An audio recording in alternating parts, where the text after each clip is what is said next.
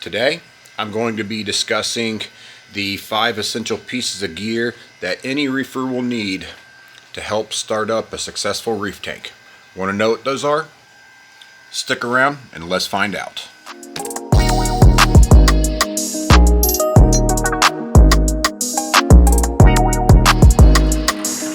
The goal of today's video is to dive right in and show you what you need to start up a successful reef tank. The first and most important piece you will need is a tank. I'm not going to consider that essential. This guide is more based on that you've already chosen your tank and you're kind of like, what do I need from here?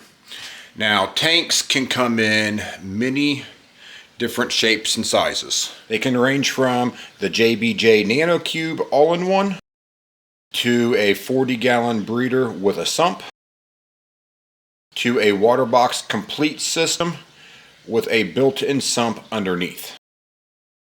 I'm assuming you've already chosen your tank, so grab some coffee, grab some popcorn, and let's dive into the first most essential piece of equipment you're going to need. Now, the first and most essential item you will need for any reef tank is going to be a heater and a way to measure that. What's important to get right about the heater is that you get a heater that is appropriately sized for your tank. And the best way to do that is by referring to the specs. Like this one I have in my hand is a 400 watt Aquatop titanium heater, and it's rated for 125 gallons. Along with that, you will also need a way to measure that. These little cheap glass thermometers that you can put inside your reef tank and just hang there is a great and very effective way to tell how accurate your heater is operating. Now, heaters typically operate in one of two ways. They can either hang on the back of an aquarium, or they can be placed inside a sump if you prefer to hide your equipment. Now, the second piece of essential gear you'll need for a successful reef tank is going to be a return pump. Now, return pumps come in many different shapes and sizes. The one in my hand is a Red Sea Reef Beat compatible 5500 series return pump. You can also invest in other return pumps like the Neptune Systems Core 20. If you find yourself more into the Neptune Systems Apex ecosystem, you can also invest in cheaper return pumps from Amazon, which will get the job done too. One thing that all of these return pumps have in common with each other is they are all DC powered pumps, which means that it uses direct current versus its counterpart, the AC, which uses alternating current. And DC also means that it's adjustable, so you will be able to adjust the ratio of how it operates from 0 upwards to 100%. And why return pumps are so crucial is because this is what allows us to at least get some flow for gas and oxygen exchange inside of our reef aquariums. The third essential item we need for our reef tanks is going to be salt mix. Now, whether you choose to make your salt water, you can invest in a saltwater mixing station like this with an RODI system, or you can purchase it from your local fish store.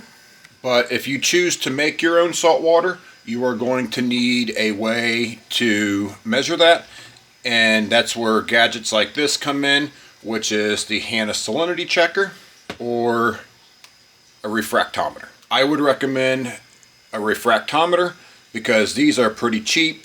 You could pick one of these off of Amazon or your local fish store for around 20 to 50 bucks.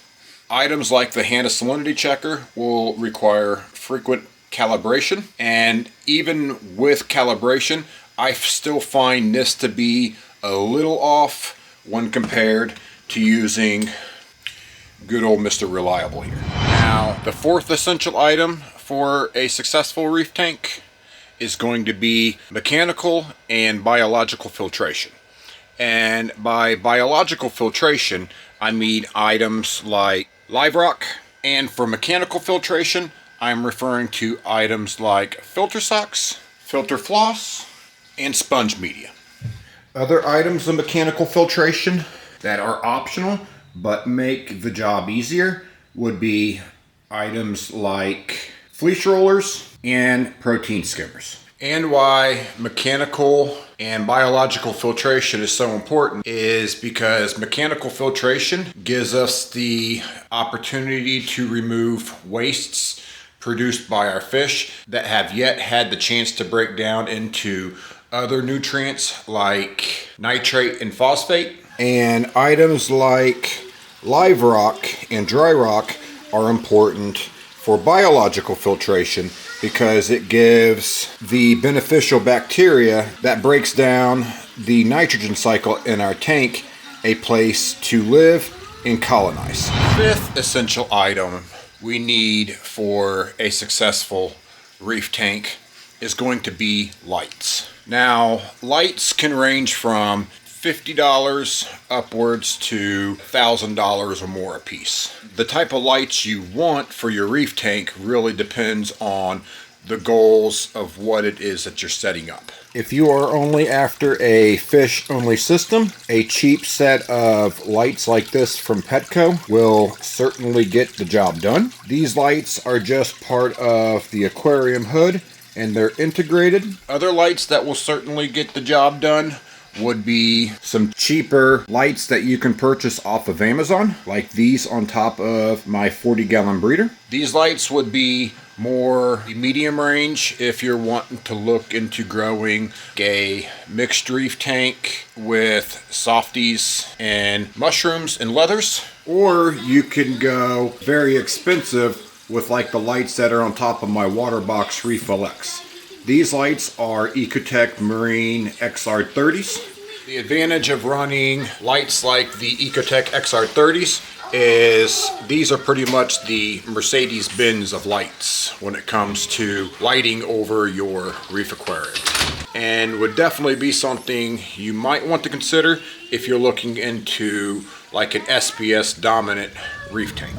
Now these are the 5 necessities I believe we need to get right when setting up a saltwater aquarium. Now your mileage may vary depending upon the system you're setting up. For example, if you are setting up an SPS dominant tank, you will certainly want to consider a protein skimmer and higher quality lighting. But if you're setting up a fish only system, the $100 Petco bundle will certainly get the job done as well. I also feel that items 1 through 4 are the most important as well, because lighting is something we can circle back on and set up once the tank is up and cycling. And also during the cycle process, something else you want to consider is picking up a quality test kit. Something like this API test kit will work just fine. This is what about 90% of reefers getting into this hobby start off with, and then you can look into upgrading to something else like the Salifert or the Hanna test kits as you continue to grow in this hobby. If you feel like I left anything out, please let me know in the comments below. Also, if you want to reach out and you have other specific questions, consider joining our Discord support group. Links for that will be available in the description of this video below. I hope this video helps you out on your saltwater aquarium journey. Please be sure to hit that like and subscribe button. And until the next one, guys, I'm out. Peace.